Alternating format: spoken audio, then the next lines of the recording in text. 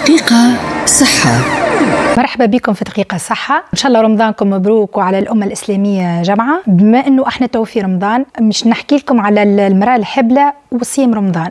لازم نعرفوا اللي المرأة الحبلة راهو ما هوش مرض، راهي حالة طبيعية واللي لازمها باش تصوم.